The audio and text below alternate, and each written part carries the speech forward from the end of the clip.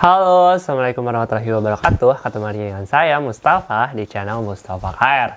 Nah, saya di sini ingin membahas tentang Korea lagi. Jadi buat teman-teman semuanya, di video kali ini saya ingin membahas tentang pekerjaan, yaitu pekerjaan di Korea Selatan.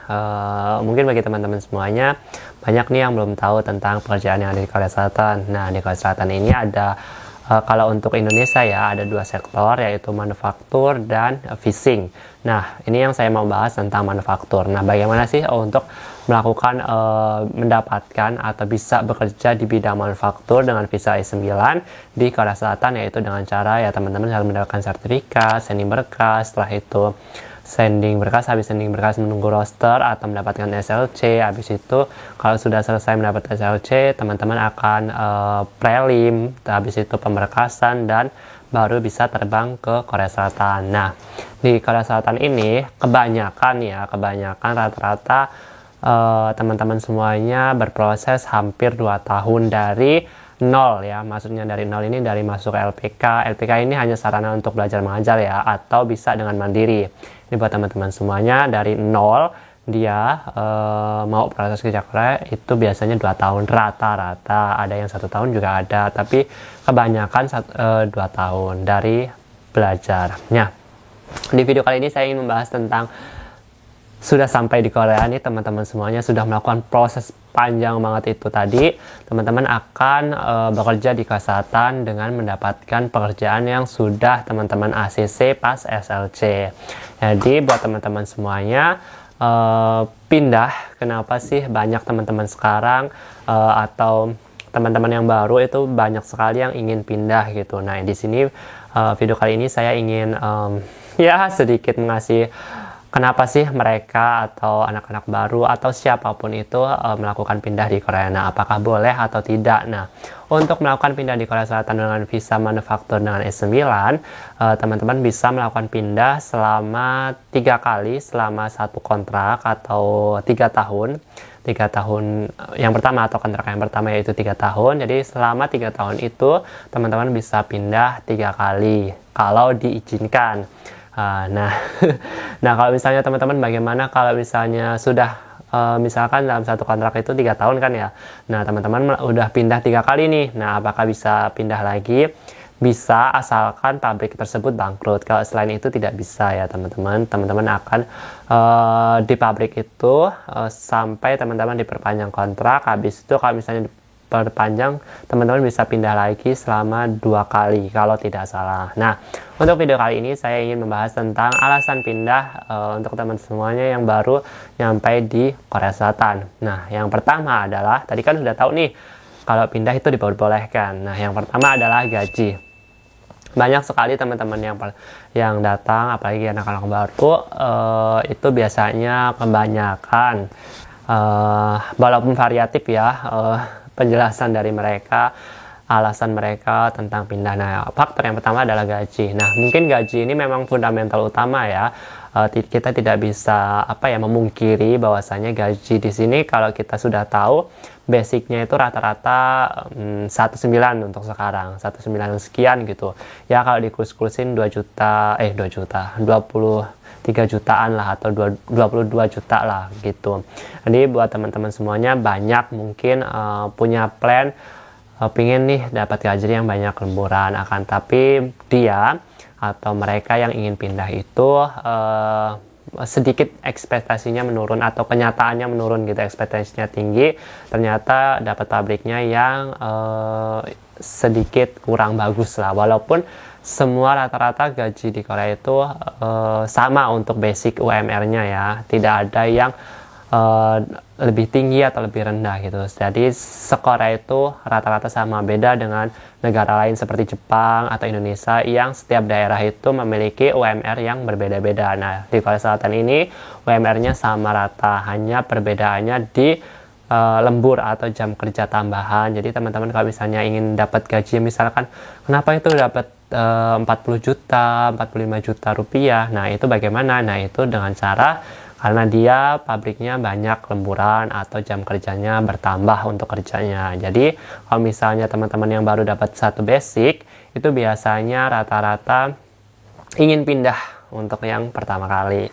Jadi buat teman-teman semuanya harus dipermantapkan bahwasanya gaji di Korea itu semua rata, yaitu satu basicnya itu sekitaran 2 juta won atau sekitar 24 juta kalau dikrusin, itu belum termasuk pemotongan. Jadi buat teman-teman semuanya, kalau misalnya nanti dapat pabrik itu, jadi kembalikan ke teman-teman. Kalau misalnya memang belum mencukupi target, kalau misalnya diperbolehkan pindah, ya pindah. Kalau nggak diperbolehkan, ya apa daya gitu. Maksudnya kan kalau misalnya tentang gaji itu memang agak sulit ya untuk berpindah. Kalau biasanya tentang hal-hal yang kekerasan atau alergi atau apapun itulah baru bisa pindah pabrik itu teman-teman. Tapi kalau misalnya gaji terus bosnya tidak mengizinkan, biasanya itu tidak diperbolehkan atau dipersulit itu teman-teman. Kan bos yang di sini juga merekrut teman-teman kan berbayar gitu. Jadi ya tergantung dari teman-teman lagi. Kalau misalnya gajinya segitu masih kurang, ya teman-teman harus cari atau berpikir ulang atau bagaimana caranya untuk memenuhi kebutuhan tersebut. Misalnya nih gajinya pokok 2 juta, 24 juta gitu, terus dipotong-potong sekian, misalkan 15 juta gitu untuk biaya hidup dan sekian. Nah 15 juta ini teman-teman butuhnya lebih banyak nih. Nah teman-teman bisa freelance atau dengan apapun lah. Freelance kan online ya, apalagi sekarang teman-teman juga banyak sekali anak-anak baru yang memiliki IQ tinggi atau ya kecerdasan kreativitas dalam membuat konten-konten apapun itulah, bisa menghasilkan uang tambahan. Itu sih mungkin dari saran saya ya. Jadi cuman kalau misalnya itu memang nggak bisa pindah, ya bagaimana, kita harus give up gitu, maksudnya harus berkembang juga untuk mendapatkan penghasilan yang lain, yaitu dengan cara freelance atau jadi content creator atau apapun lah yang menghasilkan tambahan tanpa merugikan teman-teman. Misalkan ya nggak boleh hal-hal yang buruk lah, jadi melakukan hal-hal yang positif aja, selagi itu mendapatkan uang ya why not gitu ya. Selanjutnya ada kekerasan. Jadi memang di Korea Selatan ini ada beberapa pabrik yang memiliki kekerasan tinggi ya, baik kekerasan tangan ataupun kekerasan apapun itu, banyak sekali yang melakukan hal tersebut, sehingga teman-teman pekerja kita Indonesia termasuknya yang ingin pindah dari pabrik tersebut. Jadi menurut saya kalau kekerasan ini tidak boleh toleransi sih. Kalau teman-teman memang sudah benar-benar ingin pindah, wajib pindah sih. Kalau menurut saya, karena ya gimana ya, soalnya udah toksik ya kalau hubungan pekerjaan sudah menggunakan kekerasan. Walaupun orang Korea itu banyak sekali yang menggunakan kekerasan, kita tidak bisa pungkiri, tidak bisa menutupi hal-hal seperti itu. Bahwasanya di Korea ini memang banyak sekali kekerasan, baik secara lisan maupun yang fisik. Fisik itu berupa ya tangan atau lempar barang atau apapun itu, teman-teman melakukan kesalahan. Nah, bagaimana tidak melakukan kesalahan? Karena memang terkendala dari komunikasi itu tadi. Tapi kalau misalnya kita sudah bekerja benar, terus masih aja dimarahin, terus dilakukan ya banyak hal tentang kekerasan, itu teman-teman bisa laporkan ke Nodongbu atau ke konsultasi dengan pihak shelter bagaimana baiknya, atau teman-teman ingin pindah ya silahkan pindah, itu boleh aja pindah. Itu karena kekerasan secara fisik ataupun ya semacam itu, kalau teman-teman tidak betah kan ya sama aja menyiksa diri sendiri aja gitu sih. Jadi kekerasan ini ya boleh aja, tapi teman-teman lebih baiknya konsultasi dengan shelter, dan kalau misalnya sudah kekerasan fisik bisa langsung lapor ke Nodongbu. Itu biasanya langsung diproses sih untuk pindah segala macam kalau misalnya ada bukti yang nyata, baik rekaman video maupun rekaman suara. Itu sih teman-teman, dan saksi-saksi itu teman-teman. Nah, selanjutnya adalah teman-teman yang ketiga, tidak cocok dengan pabrik tersebut. Nah, misalnya ini tidak cocok, kenapa sih? Tidak cocok dengan orangnya atau tidak cocok. Ini beda ya, tidak cocok dengan pabrik dengan kekerasan. Kalau kekerasan tadi itu timbul dari faktor eksternal atau faktor dari bosnya atau orang Koreanya dan lain sebagainya. Kalau ini timbul dari karena kita yang tidak suka dengan suasana pabriknya, baik dari asramanya, terus ya dari pekerjaannya. Misalkan pekerjaannya peleburan gitu kan, dia nggak mau nih yang beresiko kayak gitu. Nah, jadi dia ingin pindah, itu satunya. Yang kedua, misalnya aku alergi dengan zat-zat ini misalkan. Itu alasannya. Yang ketiga, misalkan, wah pabriknya press, misalkan, saya takut beresiko dan lain sebagainya. Itu tidak cocok dengan pabriknya, bukan tentang kekerasan. Itu tidak cocok dengan pabriknya. Bagaimana ini tentang pindahnya? Nah, pindahnya ya ini konsultasi lagi dengan bosnya, diperbolehkan pindah atau tidak. Karena kita sudah menandatangani kontrak kerja itu, bahwasanya kita tahu nih pabrik itu adalah pabrik tentang hal-hal yang misalkan peleburan tadi atau pabrik press, karena di SLC itu surat tanda kerjanya itu sudah tertera nama pabrik dan jenis pekerjaannya, terus teman-teman akan ditempatkan bagian mana. Itu sih, jadi teman-teman kalau misalnya mau pindah secara paksa ya nggak tahu sih, menurut saya juga kurang sopan. Maksudnya ya bukan sopan sih, maksudnya ya tidak gimana ya, sudah menandatangani tapi kok teman-teman ingin pindah gitu, jadi ya kurang worth it lah untuk pindah gitu sih. Tapi kalau teman-teman ingin pindah ya nggak apa-apa, misalkan ajuin aja ke bosnya, kalau bosnya menyetujui nggak ada masalah gitu. Itu sih teman-teman. Selanjutnya yang keempat adalah alergi. Jadi teman-teman kalau misalnya di pabrik tersebut alergi, misalkan di pabrik makanan nih, teman-teman alergi dingin kan, maksudnya tiap hari megang air dan sebagainya, dan teman-teman ingin pindah, itu biasanya ada alasan-alasan seperti itu karena alergi dan lain sebagainya. Banyak sekali sih zat-zat kimia, misalkan di krom itu saya alergi dengan zat nikel atau krom dan lain sebagainya itu, ataupun di zat-zat lain sebagainya. Jadi buat teman-teman semuanya itu juga termasuk alasan teman-teman kita yang mau pindah, dan apakah diperbolehkan tergantung dari pabriknya lagi ya. Ya bukan tempat konsultasi. Kalau misalnya konsultasi ke shelter aja atau tempat-tempat pemerintahan yang membahas tentang pekerjaan tersebut, itu teman-teman. Dan yang terakhir, yang kelima adalah teman-teman pindah dikarenakan pabriknya bangkrut.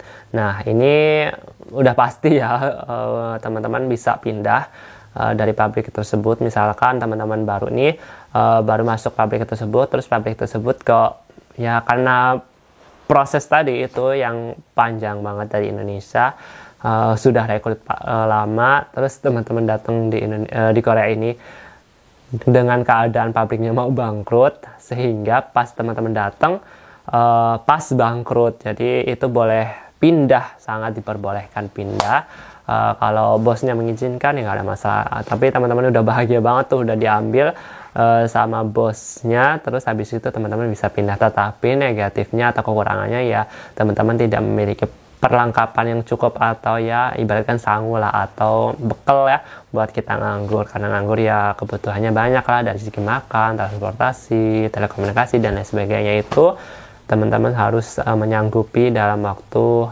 3 bulan, karena maksimal teman-teman nganggur di Korea Selatan yaitu 3 bulan atau 90 hari. Jadi ya pergunakan waktu tersebut dengan sebaik-baik mungkin, dan jangan sampai, kalau bisa jangan sampai pindah-pindah lagi dan mendapatkan pabrik yang baik. Jadi buat teman-teman semuanya yang baru, nggak apa-apa pindah, nggak pindah juga nggak apa-apa. Kalau pindah ya teman-teman itu tahu resikonya, bahwasanya di Korea Selatan ini kalau pindah ya konsekuensinya harus cari pabrik, terus kalau misalnya belum punya kenalan juga susah gitu ya. Maksudnya misalkan ingin dapat pabrik bagus gitu ya, kalau rezeki nggak ada yang tahu ya. Tapi kalau misalnya kita dari segi ya bagaimana cara kita bisa mendapatkan pabrik itu, bagaimana lah upaya kita. Kalau kita masih baru kan ya paling orang-orang yang dulu kenal gimana sih ada pabrik apa enggak. Tapi kalau misalnya kita sudah lama, komunikasinya lancar, terus nodongnya bicara tentang ini hal itu kayak macam tahu, jadi teman-teman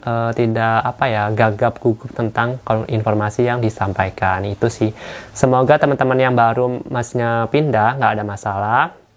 Misalkan teman-teman betah di Korea, jangan lupa untuk bersyukur, dan jangan lupa untuk ya tenang dan senang dengan pekerjaan teman-teman. Kalau misalnya tidak cocok ya pindah, nggak apa-apa, kan sudah ada 3 kali ada pengajuan atau ya surat tertulis bahwasanya boleh pindah 3 kali dalam satu kontrak. Kalau diizinkan oleh bosnya lagi, itu lagi ya kembali lagi ke situ. Kalau nggak diizinin ya bagaimana lagi, kita sudah menandatangani kontrak tersebut, kita sudah harus bekerja di situ. Kalau misalnya pingin banget pindah ya teman-teman bisa ke shelter atau langsung ke pengacara ya, untuk pindah dari pabrik tersebut. Kalau pengacara itu berbayar ya teman-teman semuanya. Jadi mungkin itu aja ya dari saya.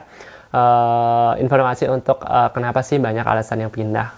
Untuk alasannya ya pasti banyak yang alasan pribadi teman-teman yang pindah. Jadi kalau saya untuk mendeskripsikan semuanya itu tidak bisa, karena faktor-faktor yang mempengaruhi untuk pindah itu banyak banget, dan itu mungkin aja ya inti-inti dari faktor-faktor tersebut teman-teman pindah.